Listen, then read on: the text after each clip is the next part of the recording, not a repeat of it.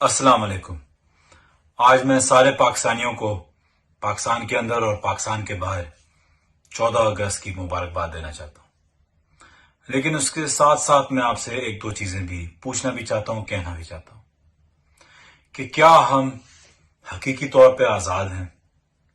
क्या इस दिन जहां हम अपने फैमिलीज, अपने दोस्तों के साथ बाहर रोडों पे, पार्क्स में, मैदानों में निकलते थे, क्या हम आज इस मौजूदा हालात में उस तरीके से निकल सकते हैं?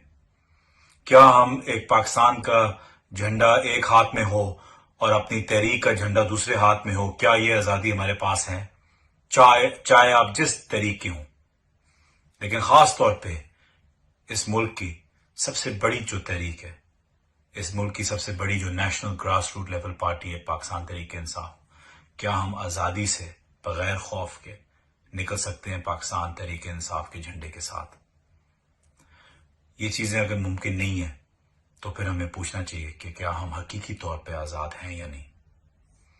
मैं आपसे ये भी पूछना चाहता हूँ कि इस वक्त हमारे 10 से 13 हज़ार जो लोग हैं जेलों में, जो बेगुनाह हैं, जो किसी चीज़ में मुलविस नहीं है, लेकिन फिर भी वो 2-2, 3-3 महीनों से अंदर हैं।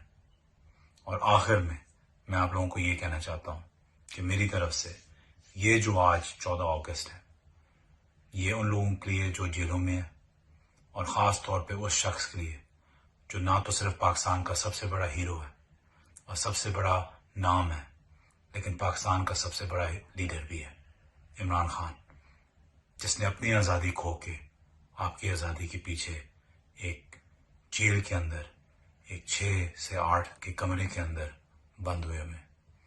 तो आज एक पाकिस्तान के लिए बहुत मुबारक दिन है, लेकिन साथ साथ आपने ये भी सोचना है कि जिसने अपनी आज़ादी आज दे दी आपके लिए, आपका फ़र्ज़ है कि आप हकीकी आज़ादी और पाकिस्तान की हकीकी आज़ादी के लिए बार बार उठें और आवाज़ उठाएं।